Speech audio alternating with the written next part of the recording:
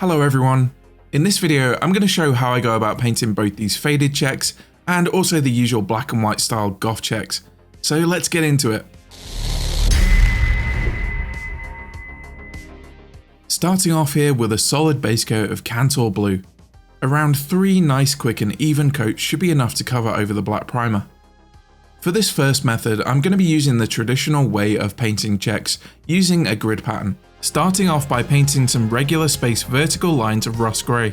I normally just judge this by eye, but you can be a bit more precise with this and use a ruler or something to measure it. I'll also outline another more precise method later on, but as these are just going to be orc markings, it doesn't matter too much if they're slightly off. As you'll see later, I just use this as a rough guide and I plan to go back and tidy them up a bit. This is another good reason to do this straight over a base coat, instead of shading the base coat or doing anything else with it. Any mistakes are very easy to correct, so if you're unhappy with the spacing of a line, just paint back over it with some thinned down Kantor Blue. And this is actually a good idea for all types of freehand if you're unconfident with it. As you can see, I continued this for the horizontal lines until I had a fairly well spaced grid. It's not completely perfect, but this is good enough as a starting point.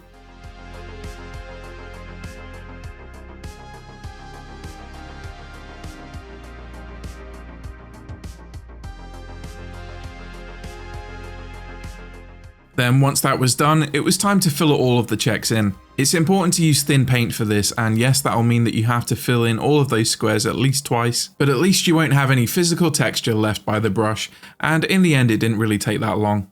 You also don't have to do them quite as fine as I did here, and that'll end up saving a bit more time. I'm just trying to copy the box art that I did all those years ago, and I think I went a bit crazy with them being this small. In the end it was worth it though, and it does look pretty good.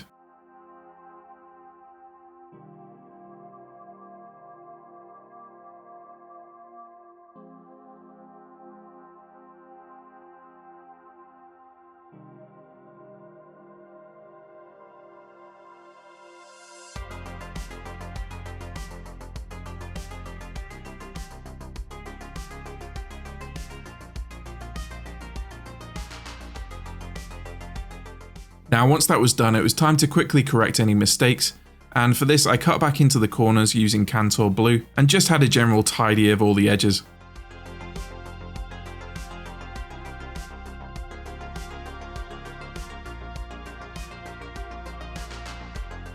Once I was happy that they're looking fairly regular, I started to add some chipping and battle damage.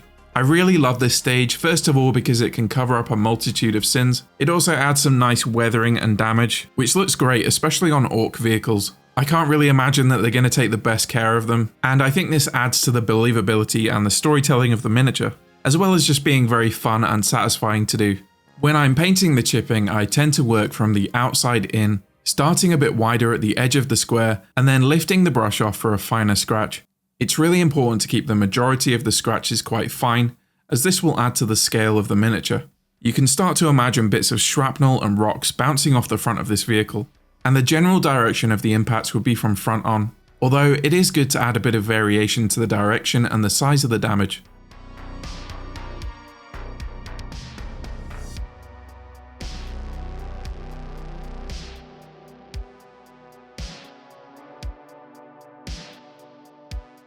Now it's time to start adding the faded effect to the checks, and for this I'm going to be glazing some very thinned down Kantor Blue around the bottom and the outside of the checks, basically anywhere where I want the faded effect. For the best results here, it's good to take your time with this stage and make a few passes with the glaze until the checks are faded the desired amount.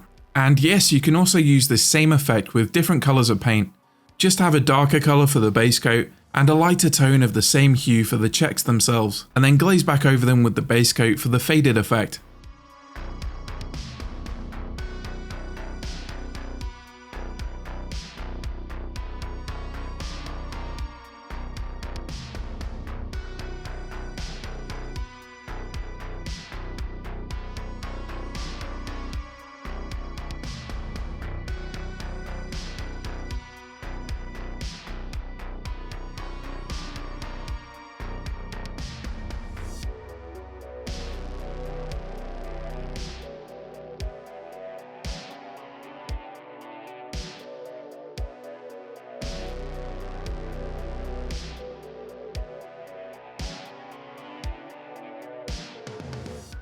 For the next shading stage, I'm simply going to add a touch of black into the Cantor, and then use this in a similar way but a bit more targeted around the recesses and rivets.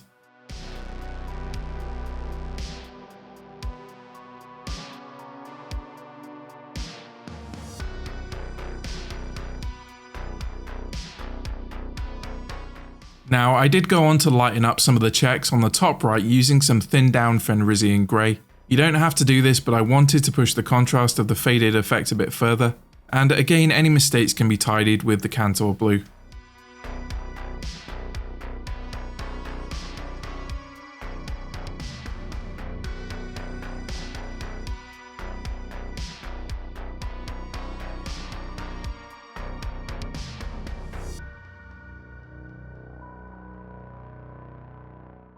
And then it was time to quickly run a few edge highlights around the outside of the armour, starting by adding Calidor Sky into the Cantor Blue for the first chunky edge highlight.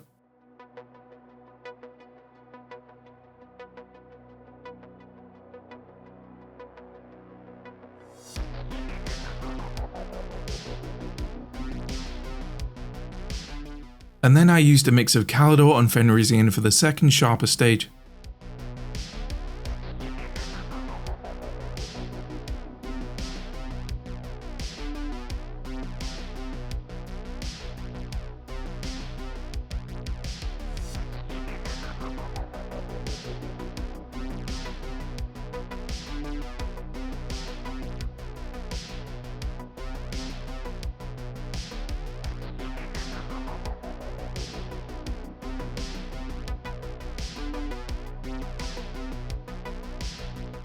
Finally, on the corners, I applied some Fenrisian Grey and some dots of white.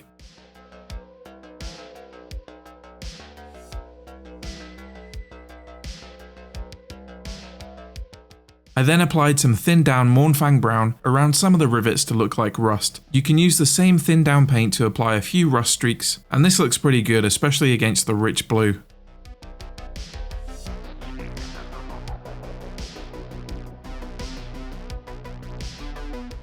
And to increase the rusty effect, I used some thinned down Scrag Brown within the previous stage.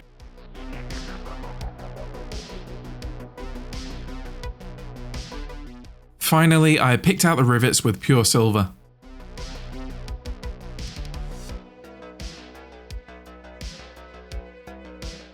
And that was about it for the blue faded checks. Now onto the goth checks. And for this, I started off by making a mix of Rakarth Flesh and white. But you could also use any neutral or warm off-white for this. Now, I'm going to be using masking tape as a guide on this version.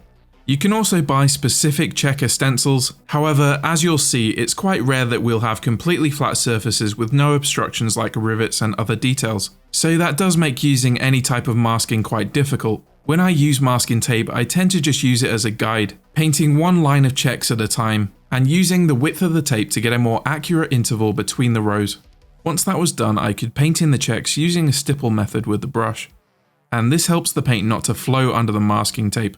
You could also opt to use an airbrush for this, but I'm really just using this as a guide, which I'll correct with the brush once the masking is removed.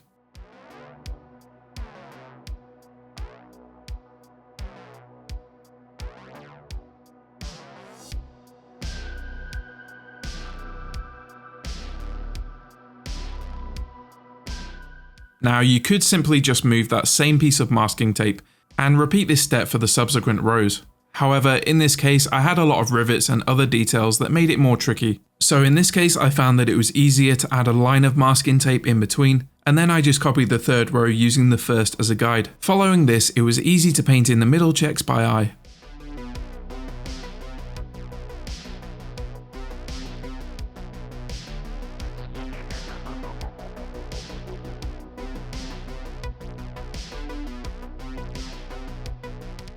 Again, you could spend a long time correcting every edge and corner, and I did this a little bit here and there. But for orcs, it really doesn't have to be perfect, and adding the chipping and scratches, the same as with the first example later on, will really help to cover any minor imperfections. To add some shading over the white checks, I ended up opting for Steel Legion Drab.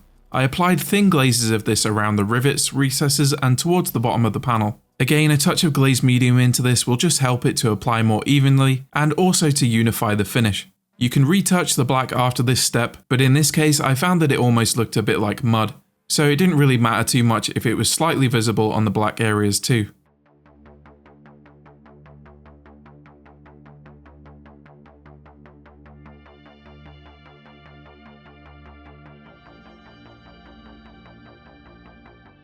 Again, I applied some scratches and weathering to the white checks using black.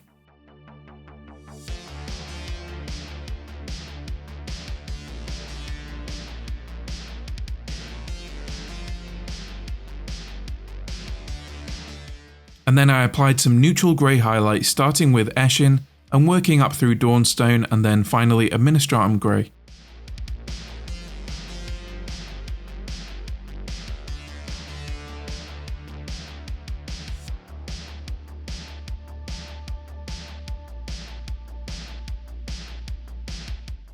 Again, it's quite a nice effect to add a few streaks of rust using Mournfang Brown.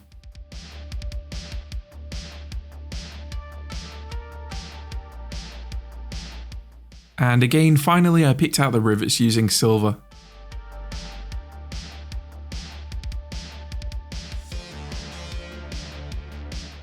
Now I did go on to quickly pick out this skull icon, and for this I simply blended between Evil Sunz Scarlet and Khorne Red at the bottom of the skull.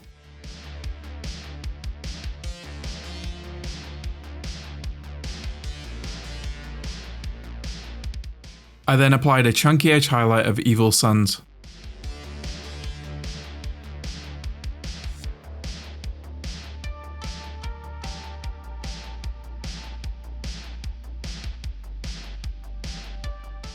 This was then followed by a finer edge highlight of Wild Rider Red.